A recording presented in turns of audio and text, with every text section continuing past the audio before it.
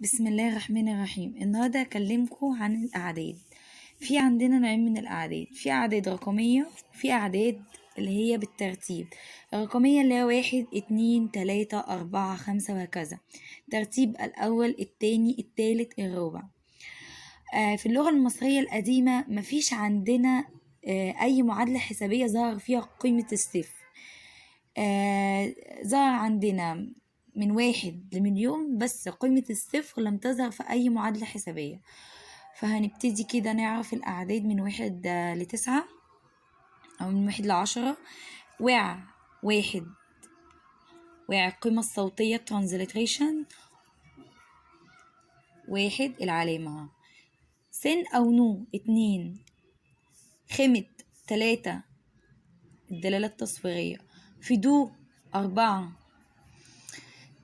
دياو 5، سيسو 6، سفخو 7، خيمينو 8، بسج أو بسد 9، مج 10.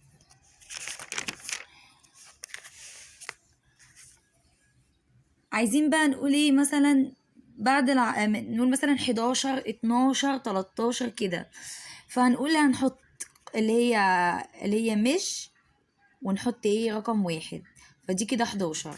يبقى دي قيمة ايه ال10 والواحد، يبقى كده 11. هيبقى مج وهكذا. 22 مجها 2، دي 10 و10 و2 عشان 22 10 و2.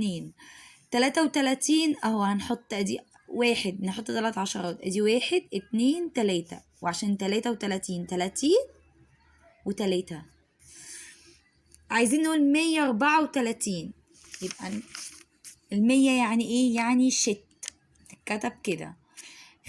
خا 1000، جبع 10,000، حفح 100,000، حح مليون.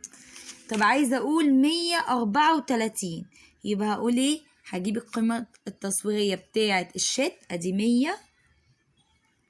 134 يعني 30 و4، اديها 30 10 10 10 و4. عايزة أقول 1966، 1000 اللي هي هنكتب 1900 يعني 900، 1 2 3 4 5 6 7 8 9. شت اكتبها 9 مرات. 1966 يعني 60 زائد 6، فهنعملها 60 يعني كم؟ يعني كم 10، 6 عشرات، 1 2 3 4 5 6، ورقم 6 عشان هي 66، وهنعملها 6 مرات.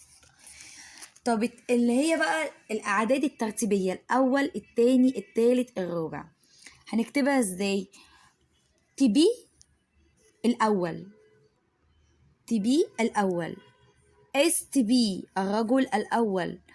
طيب عايزة أقول الثاني الثالث الرابع الخامس السادس السابع الثامن كده. من أول التاني لحد التاسع هنضيف على الرقم اللي أنا اللي عطيته لكم قبل كده، اللي هي ونو وسيصا وهكذا الأرقام دي، وهنضيف عليها نو.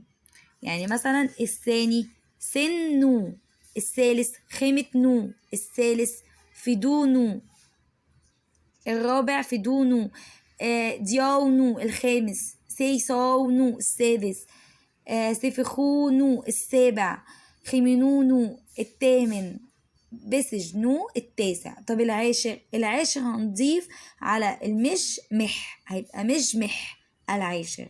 ودي الأعداد سهلة جدا وبسيطة.